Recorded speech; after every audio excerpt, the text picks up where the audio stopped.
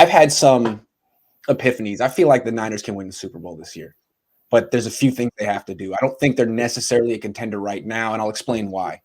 But they're right on the outside looking in, and I don't think there's much in front of them in the NFC. They can do this if they go for it, if they really go all in. And I think they're kind of riding the fence right now between the future and now.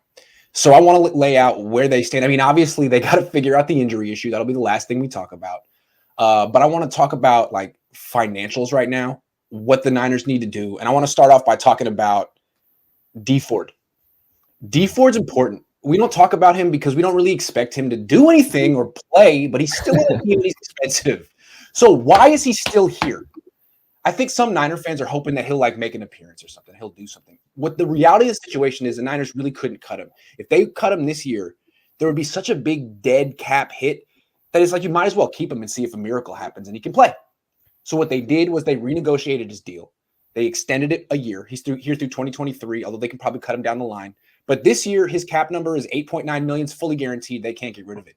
So most likely, they're in a situation where Dee Ford doesn't play, and that $8.9 million is dead money, along with the $14.1 million they already have in dead money, which means they're up there about $23-24 million in dead money, which puts you at a disadvantage because Tampa has $2 million.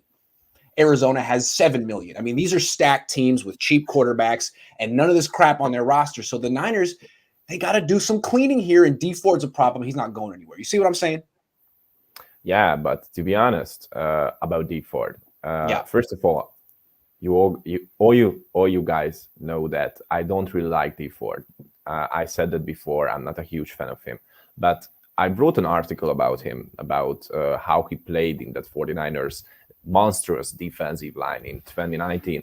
And I'm still thinking of him as a great addition for this 49ers team, as long as he can play at least 10 games in a single season. If he can do that, then the defensive line will be way better. He can just improve Bosa, Armstead, and the other guys in the defensive line, just because he is a unique combination of strength and speed. There are not so many defensive linemen who can do the same. I'm not sure if there's any, I can say right now, who can do his job as well and with that technique that Dee Ford uses right now. So that's why I think that we will keep him as long as we can. If he can participate at least 10 games this season, and if he can make around 6 or 7 sacks, or if he can help Bosa to get at least 10 or 12 sacks, just because a lot of them will have increased we use increased power to stop this 49ers defensive line if Dee Ford is there. So if he can play 10 games, then it's okay for me if we keep him. And if we just release him next season, I don't see him as a great problem in this 49ers, although I understand that he earns a lot of money in this team right now.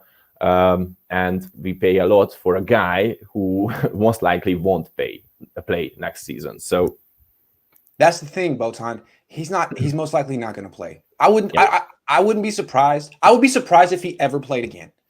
He didn't play last year. His injury, they talk about it like, well, it's a tricky thing. Maybe it'll get better. It's like they're waiting on a miracle because they have no choice because they had to pay him one way or another. It was like pay him to go away or pay him to stick around and maybe get better, maybe.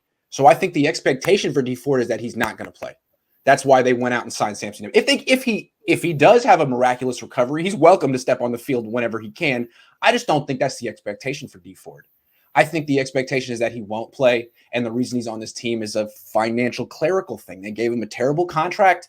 They couldn't really afford to get rid of him now, and they had to sort of keep him an extra year because they would all the dead money they would have if they gave him up. So I think that's where they stand. You got to think of him as really not being here, as if anything he gives you is gravy, is nice, and it's probably not expected. So I think you got to look at the team as Nick Bosa, Samson Ebukam, and God knows what after that at the edge rusher spot, $24 million in dead cap space, and a little bit behind teams like Tampa and Arizona. So how do you make up the gap?